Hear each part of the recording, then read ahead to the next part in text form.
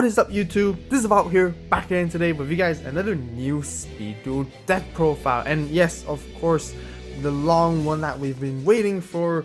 We're finally introducing to you guys the Magician of Black Chaos Speed Duel deck today, right here for you guys. And if you guys have seen the Speed Duel match duel video, this is the exact deck. And if you guys haven't seen the Speed Duel match of the Magician of Black Chaos versus the Gear-Free Swordmaster deck right there the other day, be sure to watch that because it was a really cool fun duel to share with you guys, and I hope you guys enjoyed it, and I know what you guys are here for. So let's just go straight right into it. But before let's go straight into it, we're gonna do our usual card sleeve review. Right here we got the Link Vrains version 2 blue and black, which is really cool. I love these. It's just matched very well with Magician of Black Chaos or any ritual deck generically. I used this for the Relinquish deck profile before, so I wanted to introduce these ones to you guys once again right here, all the way from OCG.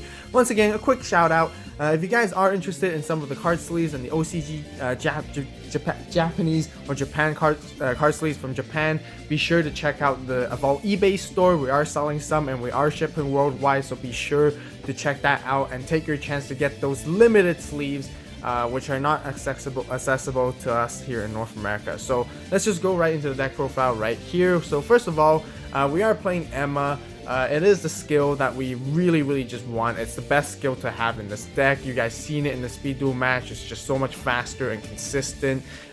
It's just essential. You just have to. There's no excuse whatsoever. If you guys don't have Emma, I mean, there is the substitute. You can play the Yami Yugi skill, Destiny Draw right here. I know you guys might be thinking I put this in the cover thumbnail, but you know, I just really wanted to make it you know, a Yu-Gi based deck for you guys are fans of the magicians out there, to, you know, make more sense. I felt it would be kind of weird to have Emma in the front cover for the thumbnail. That's the only reason why. But Destiny Draw is also a substitute, but it's really not as great. It's really not that good. Emma is actually the way to go. Ritual Ceremony. Basically what this card does, you activate the skill during your main phase. Once per duel, you can reveal one ritual monster from your hand and add one ritual spell from your deck to that hand that can ritual summon that monster, which is really good. This skill can potentially become really good down the road as more rituals do come in, better rituals with effects and stuff like that. Eventually, I can see this going to be a huge boost for Relinquish as well. Currently, must play 100%, as you guys can see how consistent the deck really was. But let's just move into the monsters. We're playing 3 Magician of Black Chaoses, simply because we just need to see as soon as possible. This is the core of the deck. Summoning this monster is just absolutely powerful, really strong. 2800 attack with 2600 defense. Not a lot of monsters can go over it, and you know, the fact how this deck can bring out this monster so quickly and so fast and so consistently, just really makes that fun nostalgic feeling for you guys. So next we are playing 3 Despair of Darkness right here. You know, this is simply, it's really funny because honestly the artwork, they look so similar thinking about it. You know, the shape of the ears and the hat, I don't know, and all that kind of stuff. It's meant for this to happen. But anyways, Despair from the Dark, the simple reason why we play it is because it's a level 8. You can instantly pitch this away to summon Magician of Black Chaos. Yes, I know some of you guys might be commenting and thinking, oh, you guys could play the Red Eyes version, that'd be better with, you know, with a Sphere Kuribo and all that kind of stuff. I kind of tested it out, and there's one simple reason why this is just better, is because if you play the Red Eyes and Sphere Kuribo, you're requiring 2 cards to bring out Magician of Black Chaos, and whereas Despair from the Dark, you're only requiring just itself, and you can immediately bring out Magician of Black Chaos no matter what. So that's the simple reason. Also, there are ways to recover this card to make it very good later in the game, which is much powerful, and I think this is the optimum build for overall. Next, we're playing 3 Senjus right here. To basically, you need to search your Magician of Black Chaos as soon as you can, as fast as possible, no matter what. And then we're actually only playing 1 Sonic Bird. And the reason why is because right here with the Ritual Ceremony, you want to use it every single time and every single opportunity that you can, no matter what you have in your hand. As soon as you see Magician of Black Chaos in your hand, use the skill immediately to grab the spell, the ritual spell, to summon it. And the access to the spell is so fast that you don't really need a second or third Sonic Bird. You're gonna see your spell always 100% guaranteed. And here's the other reason why: you're playing 3 Magician of Black Chaoses, 3 Senjus. You're essentially playing 6 different cards in your deck to basically grab your spell instantly, guaranteed 100% every single game. Right here, we're playing 2 Jins as well. Jins is just much better than Suicune, in my opinion, currently in the meta. Lots of people are playing Floodgates. That's the last thing you want to have happen. You know, you put all that effort to summon the Magician of Black Chaos and it gets Floodgated. This basically stops your Magician of Black Chaos from getting Floodgated. Windstorm, Kunai, anything like that, that's just really, really good. And, you know, anti-trap. That's why I play the Jin over the Sphere.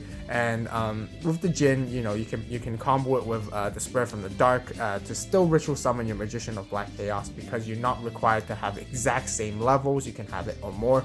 The one thing to keep a note of, if you were to use these two at the same time, just to let your opponent know that you're choosing Jin first and then the Spread from the Dark, because I believe, you know, for example, I remember in Duel Links, the mobile app, if you pick a Despair from the Dark first, or a level that's higher first, you know, it won't ask you to do the second level. So just to make it clear, when you're tributing or sacrificing for the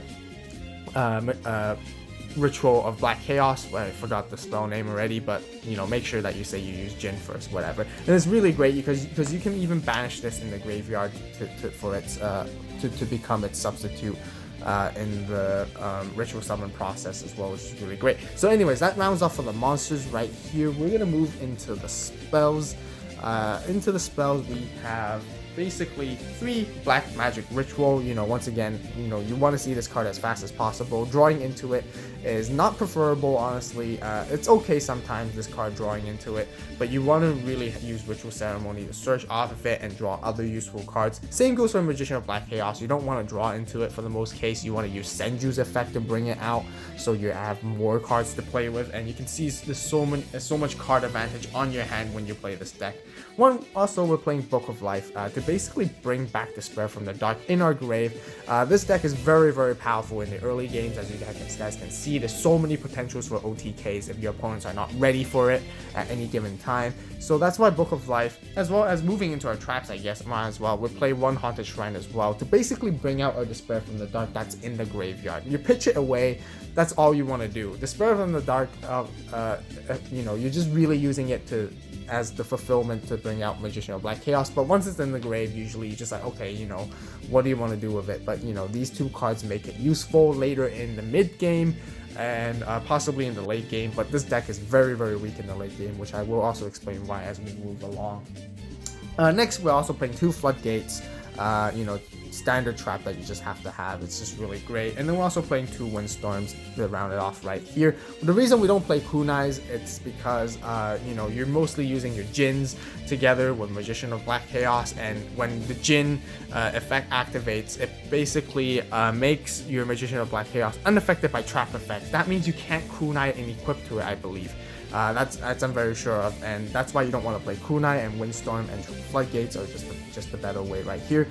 Just so you guys know, it is a 21 card deck right here, and the reason we play 21 cards is simply because we're drawing into there's no draw power, there's a lot of search power in this deck, and you're just grabbing your cards really fast, and sooner or later, after a few turns, you realize your deck is thinning out very fast compared to your opponent. So 21 is like the bare minimum I would play. You might even play a 24, but I don't know in terms of that, because this ratio works the best so far in terms of consistency and pace, and being able to bring out Magician of Black Chaos is the fastest. So I highly recommend 21. A Jar of Avarice can be handy and sometimes since for this deck as well, but you know, overall it worked out for me very well in terms of not having to use a jar, and you know, usually the game ends before you run into that problem. So I did mention this deck is very bad in the late game. The reason why is because you know, you're searching a lot of cards, and often enough you're gonna deck yourself out because of this, and you're gonna run into deck card problems, and that's the reason why it's kind of bad. Also, you know, if your opponent does get over your Magician of Black Chaoses very easily somehow, such as like Blast Spheres, Yomi Shifts, Man-Eater Bugs, if they play that, those really annoying cards, it's very hard to come back sometimes. That's why we have Book of Moon and Haunted Shrine to sort of make it up for it. But you know, you're using a lot of your resources faster than your opponent, and you're paying a lot of a much huger cost up front when that happens. So basically why it's a very bad late game deck. I'm not gonna lie about that, honestly. So yeah, that rounds up for the main deck. We're gonna move on to the side deck as well. So moving on to the side deck, we do play one Warrior Limb right here. As you guys saw in the match duel, we were playing against a Gear Freed, so Warrior Limb came in really great handy. But we actually didn't even get to use it, honestly. I think I can't remember, but yeah, I don't think we even used it. One Eradicating Aerosol for any insects, ready for intercepting as well. Great against warriors and spellcasters. Just one of is a good one. Blast Help by a Tribute, of course, especially when it's such a floodgate heavy meta. A lot of people are playing like tribute monsters now, because once their monsters floodgated, they're basically like useless, and the main outage around it or play around it is to basically tribute the monster and then to bring out a stronger monster. So Blast Out by Tribute is definitely recommended. Dust Tornado just for anything for back row removal, and then last but not least, one Waking the Dragon right here just for the really cool stuff. If your opponents play a lot of back row removal, you can just simply set this card to bring out your fusion monsters, which there is an extra deck in standard, of course, that we all know of by now. You know, we're simply only playing extra deck because there is Waking the Dragon. So, you know, Ryu Senshi, Meteor B, 2 Arcana Night Jokers, 1 Blue Eyes Ultimate right here, and then just 1 Alligator Sword Dragon to round it off. So 6 right here. You know, best, yeah, standard basically. Everyone would be running by now already. So that basically rounds off the entire deck profile right here. So if you guys enjoyed it, be sure to hit that like button, give it a try, and let me know what you guys think about it, how it goes for you guys, you know, what kind of cards you guys might put or suggest to put into this deck as well to really make it better.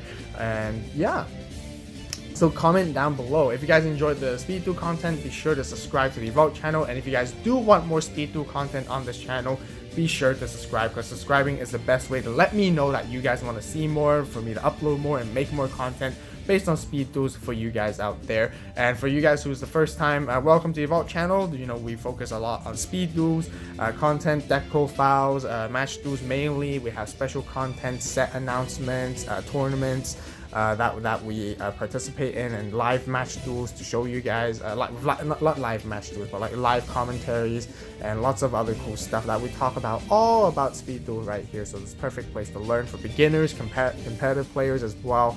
Really great. So yeah, once again, let me know what you guys think about the deck right here. Well, it's just a little quick shout out announcement. I just really hope that there was a Yu-Gi skill for this deck, you know, but Ritual Ceremony was just the best one overall. That's the reason why. Yeah, don't play Destiny Draw if you do have Ritual Ceremony. Without Ritual Ceremony, this deck is just not as good as it really is. So yeah, once again, thank you guys so much for watching. As always, you guys have a great day, great night, wherever you are. And this is AVAULT signing